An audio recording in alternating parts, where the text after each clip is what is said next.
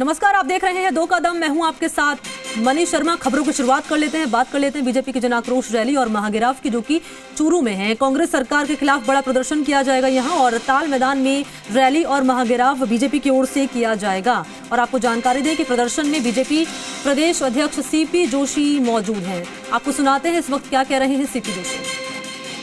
निर्वहन करने वाले श्रद्धेय घनश्याम जी तिवारी साहब, हमारे पार्टी के जिला अध्यक्ष माननीय पुजारी जी, मंच पर उपस्थित विधायक माननीय अभिषेक जी, पूर्व मंत्री माननीय राजकुमार जी, हमारे तमाम सभी जनप्रतिनिधिगण, संगठन के पदाधिकारीगण, इस पंडाल में विराजमान सभी देवतुल्य कार्यकर्ता बंधुओं, किसान बंधुओं, माताओं, बहनों, युवा साथियों, पत्रकार बंधुओं, आदरणीय तिवारी साहब ने ठीक कहा कि आज इस धरती के सपूत का अभिनंदन भी है तो राजस्थान की सरकार के प्रति आक्रोश भी है। और ये अभिनंदन करने के बाद एक ताकत आदरणीय राठौड़ साहब ने एक नई ऊर्जा देगा कि शेखावटी की धरती पर इस राजस्थान की सरकार, अराजक नकारा सरकार को उखाड़ फेंकने के लिए ये बिगुल इस धरती से बजने वाला है। मुझे भी कई लंबे समय से युवा मोर्चा से लेकर जिला परिषद और अनेक दायित्वों पर काम करने का, प्रधान से लेकर पार्टी के अध्यक्ष आदरणीय राठौड़ साहब और आदरणीय घनश्याम जी तिवारी साहब के साथ इनके व्यक्तित्व के बारे में आपसे ज्यादा कोई जान नहीं सकता। और जिस प्रकार से गरीब किसान की और युवा की आवाज बनकर आज राजस्थान की आवाज बन रहे हैं।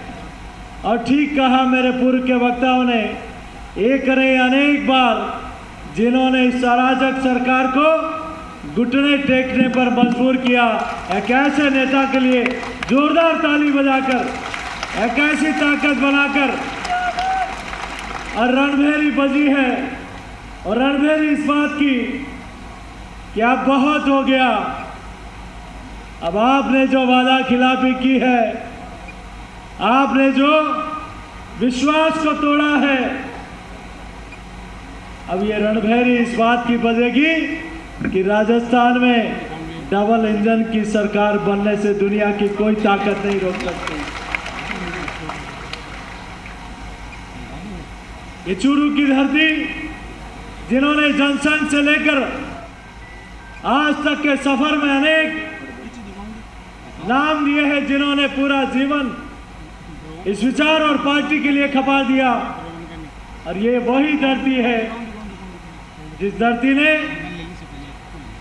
ए मालिक तेरे बंदे हम, जो गाना देने वाली ये धरती, उस धरती को मैं प्रणाम करता हूं। ये सालासर बालाजी के धाम, ये लोक देवता गोगा जी महाराज की धरती, जिस धरती को नमन करने देश भर के लोग आते हैं, आज उस धरती से आपकी इस पार्टी के सपूत का अभिनंदन भी हो रहा है। और वो ताकत आपके द्वारा उनको दी जा रही है कि जाइए, आप राजस्थान की सरकार को उखाड़ फेंकने के लिए पूरी ताकत के साथ लग जाइए। यहाँ बड़ी संख्या में किसान बंधु बैठे हैं, माताएं बहनें बैठी है, युवा साथी बैठे हैं और कमर कस के भी आए हैं। आज जैसा मैंने कहा था कि जनसंघ से लेकर बहुत गौरवशाली इतिहास हमारा रहा है। वो गौरवशाली इतिहास कौन भूल सकता है? उन नारों को कौन भूल सकता है? राम लला हम आएंगे, मंदिर वही बनाएंगे, ये कौन भूल सकता है? और पूर्ण बहुमत की सरकार आते ही शेखावटी की धरती पर इन नकारा सरकार के लोगों ने राम दरबार को तोड़ा था, तो आप पर हमारी सरकार ने अयोध्या में देश नहीं दुनिया का सबसे बड़ा सांस्कृतिक केंद्र अयोध्या में बनाने का काम शुरू हुआ है। वो नारा कौन भूल सकता है? एक देश में दो विधान, दो निशान, दो प्रधान नहीं चलेंगे। वो नारा कौन भूल सकता है? 3 तिरंगे करते दंगे, वो नारा कौन भूल सकता है? फौज न हारी, कौम न हारी, हार गई सरकार हमारी।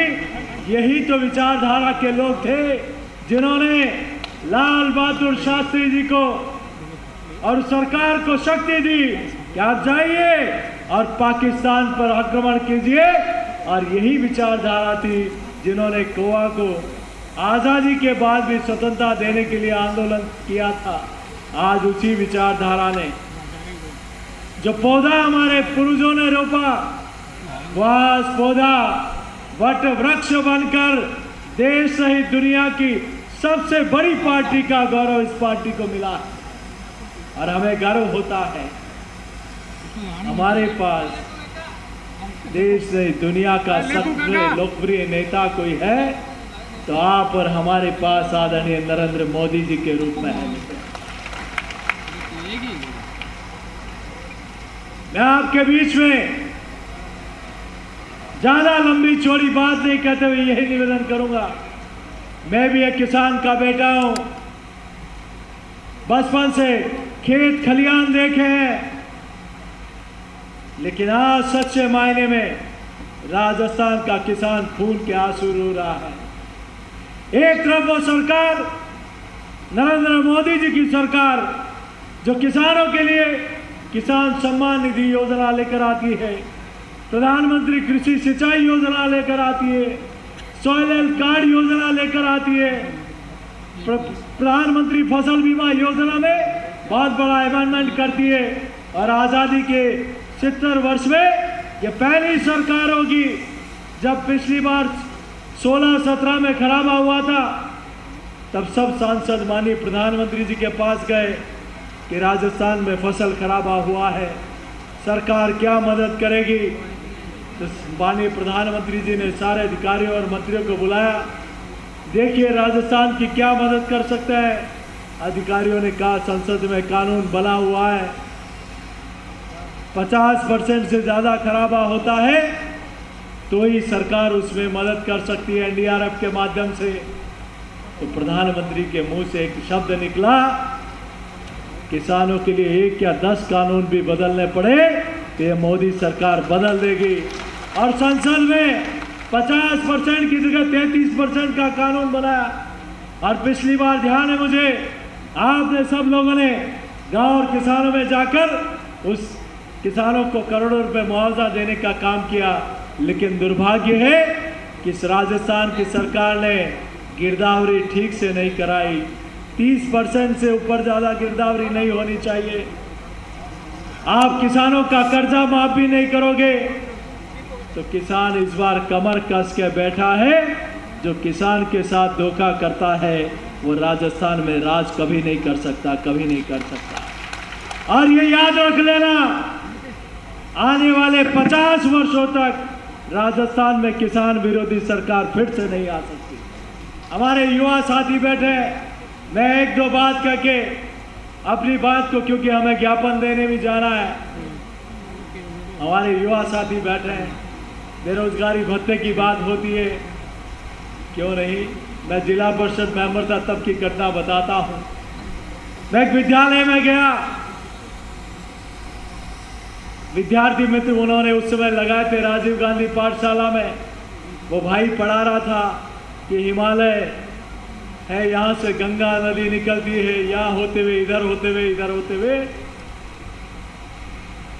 अरब सागर में जाकर गिरती है। वो खेनी बना रहा था।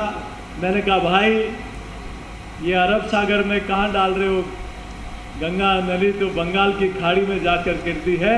तो उस युवा साथी के मन की पीड़ा आप सुनिए कि बोले नरेगा से कम 1500 रुपये में तो ये अरब सागर में नहीं जा सकती, ये बंगाल की खाड़ी में नहीं जा सकती, अरब सागर में ही जाएगी।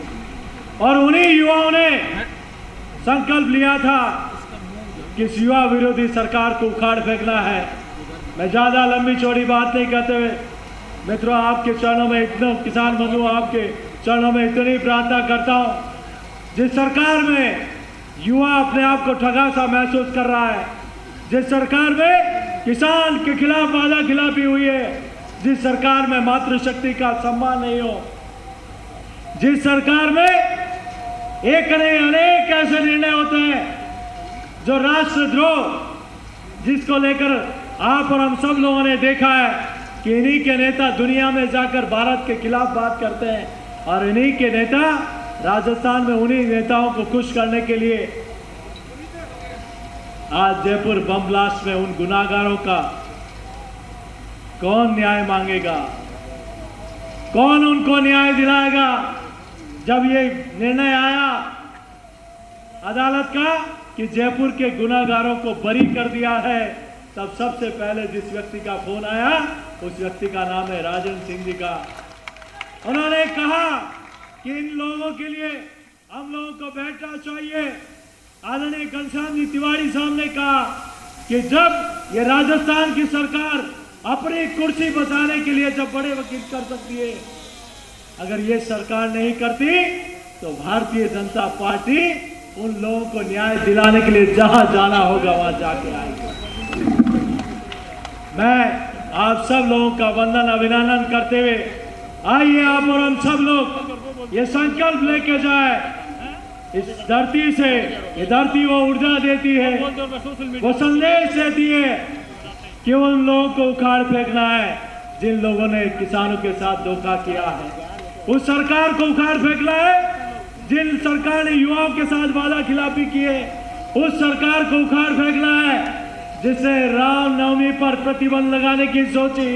उस सरकार को उखाड़ फेंकना है जिन्होंने बाबा रामदेव जाने वाले देवरे पे श्रद्धालुओं को डीजे बजाने से रोका।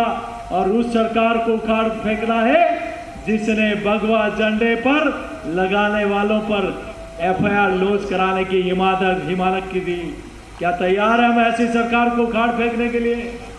तैयार हैं तो उठाइए दोनों हाथ और संकल्प करिए, जब तक इस सरकार को उखाड़ नहीं फेंके तब तक हम चैन की सांस नहीं लेंगे।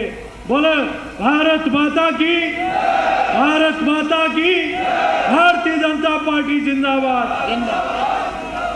यही संकल्प दिलाते हुए आप सबके चरणों में यही प्रार्थना करते हुए देता हूं मैं अपनी वाणी को विराम। जय श्री राम।